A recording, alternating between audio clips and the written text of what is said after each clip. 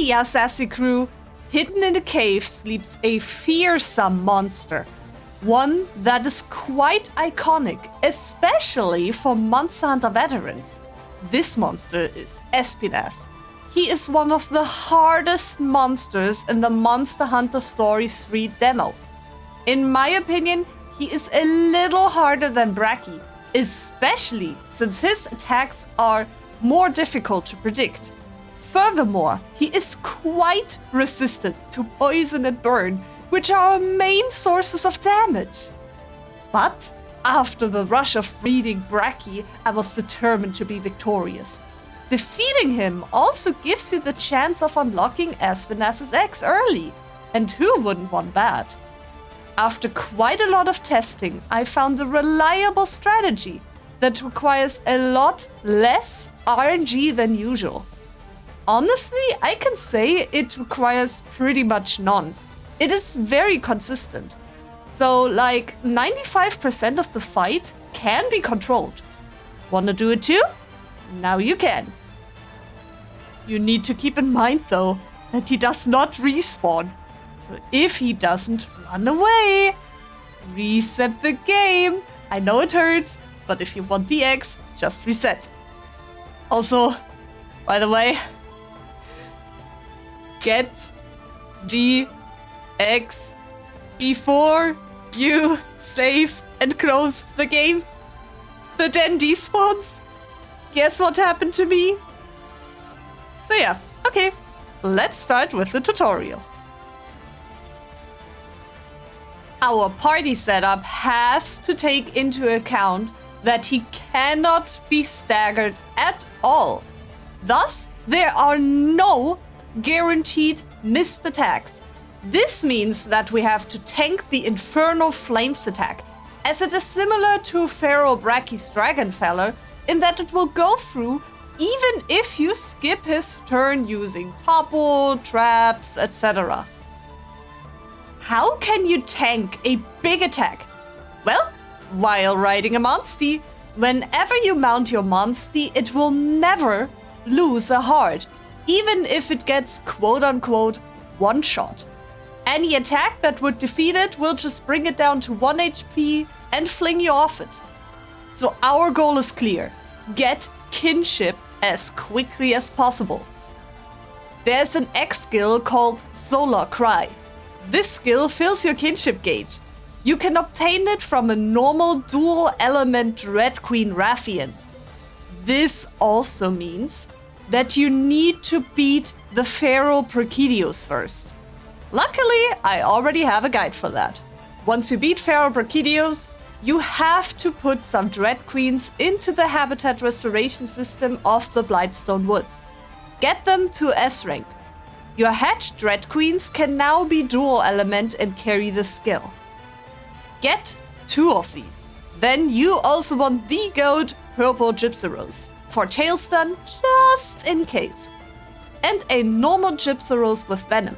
For the technical Monstie, I use Nursilla with the Water Egg move that gives the enemy Wyvern Seal defense down. But honestly, it's up to you what you use. Gear-wise, you need the Namiel armor, which you can just easily farm by getting beaten up by Namiel. It drops 1 part each time you lose against it. The armor has got handy skills that provide you with more stamina, so fewer times in which you can't use a crucial skill due to stamina restrictions. The most important weapon is, once again, the Magicka Charm Hunting Horn. You can craft it from an item you get in a chest. After playing 4 specific notes, you can recover 1 heart. Best thing, this is repeatable. The hunting horn stores your notes, even after switching weapons. Also, purchase the pet skill from the Melling's shop and equip the decoration on the Magicka Charm Hunting Horn.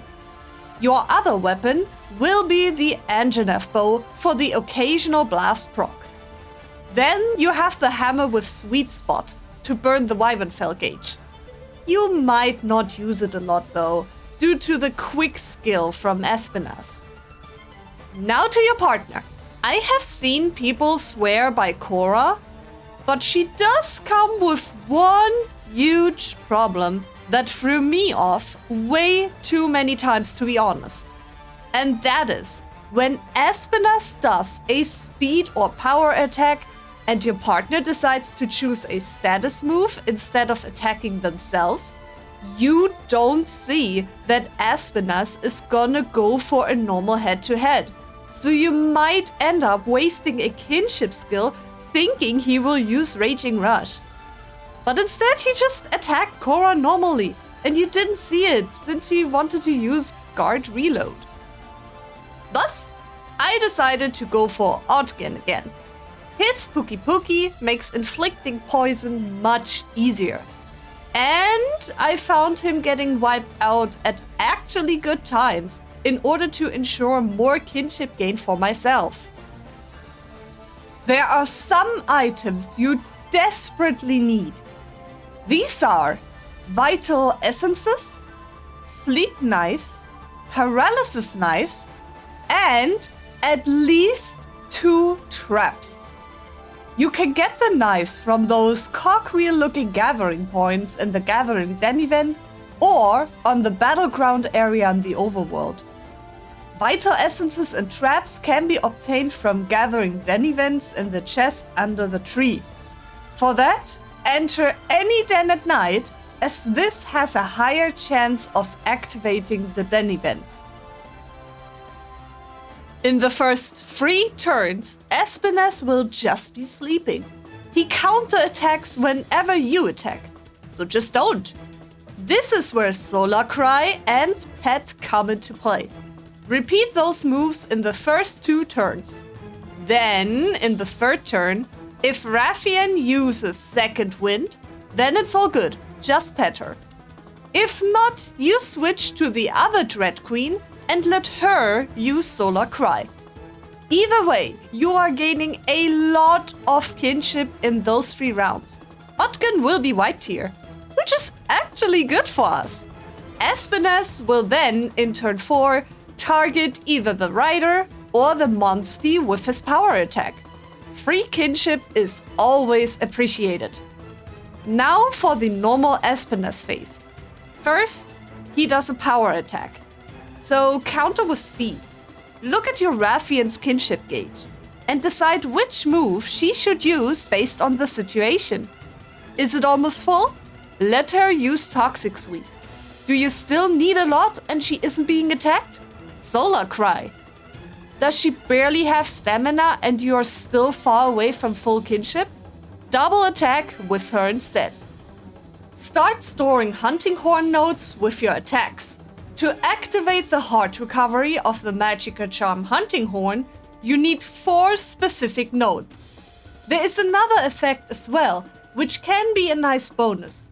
If you can create a rainbow node through head-to-heads or double attacks when you would usually create either a blue or red node, you can activate the sleep bonus for your allies when using Magnificent Trio.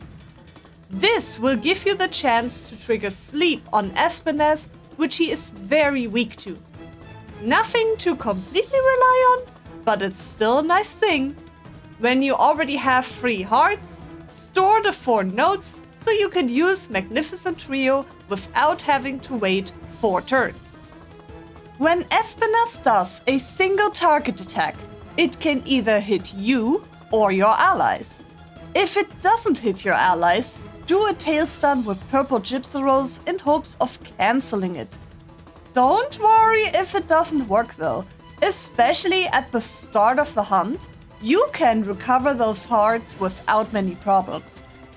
In case the attack hits your allies, it is once again your task to fill kinship. Once enraged, Espinas now has the chance to use Raging Rush.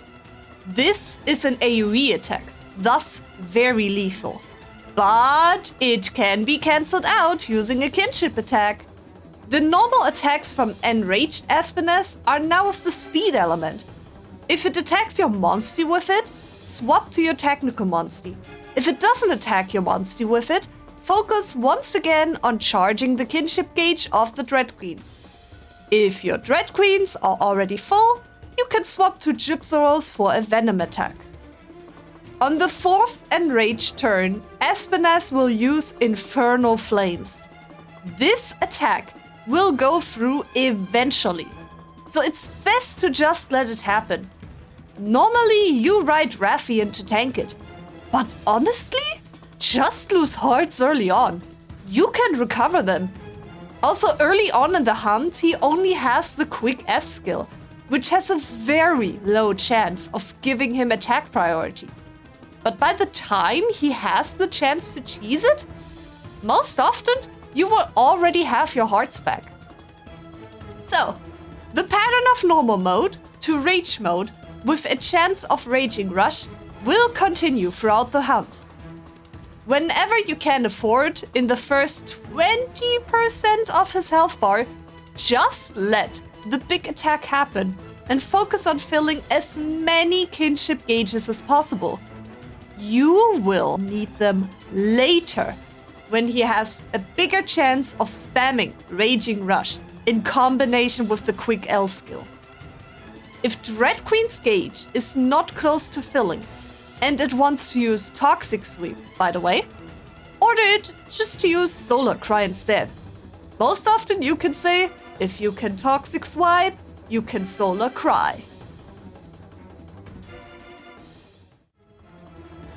When you already have 3 hearts, store the 4 nodes so you can use Magnificent Trio without having to wait 4 turns. Once that is done, you switch to your Engine F bow and apply the Blast coating.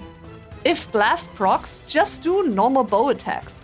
If that is not the case and you have the stamina, use Rapid Shots.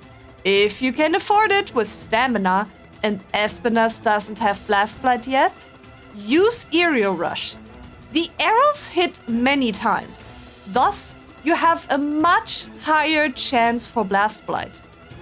Blast Blight is a lot of extra damage once it explodes.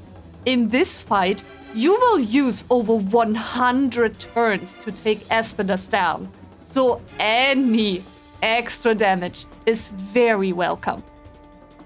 And then you just repeat all those patterns I just mentioned.